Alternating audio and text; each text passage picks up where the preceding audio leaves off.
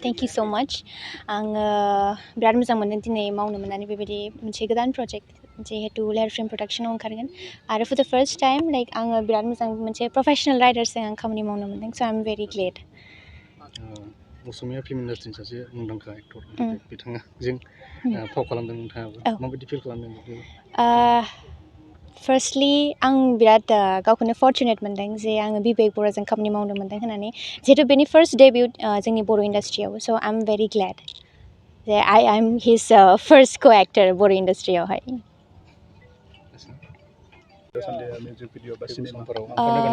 फिउचारनि मा मोनसे केनि देवरि बसुमतारी आदाजोंहाय मोनसे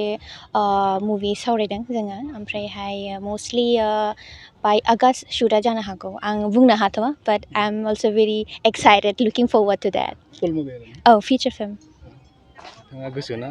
फिउचारावहाय जुदि एक्टिं खालामलांबाय थानायनि definitely I look forward my future in acting रायजो राजाफोरखौ मा बुंगोन जिहेतु नोंथांनि सिनेमा होनबाथाय रायजो राजाफोरा गोबां मोनसे नैबे बिथिङाव गोदानै मिउजिक भिडिअ खालामगासिनो दं बेयाव मा खावलायगोन रायजो राजाफोरखौ बेनो आगोलनिफ्राय जेरै अनबोदों प्लिज डेफिनेटलि अनबाय था आंखौहाय ओमफ्रायहाय I am always there to help the younger generation so' thank you so' much 2023-24 सोलोंथाइ बोसोरनि थाखाय गोदान मुं थिसननाय लानानै फैदों डन बस्को डिग्री कलेज साफागुरिया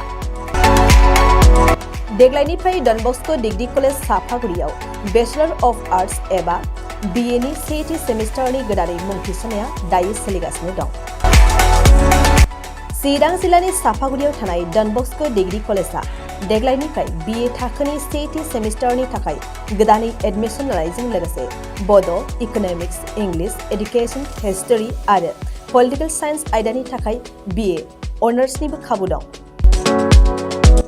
गोग्गो सोलोंथाइनि थासारिजों लोगोसेयैनो डन बस्को डिग्री कलेज साफागुरियाव आलादा आलादायै हौवा हिन्जावनि थाखाय हस्टेलनि खाबुबो दं जुदि फरायसाफोरा डन बस्को डिग्री कलेज साफागुरियाव BA सेथि सेमिस्टारनि थाखाय गोदानै एडमिशन लानायनि सायाव आबुं बाथ्राखौ मिन्थिनोब्ला नैबे मबाइल नम्बर 9365519559 आव थोंजों सुला लानो हागोन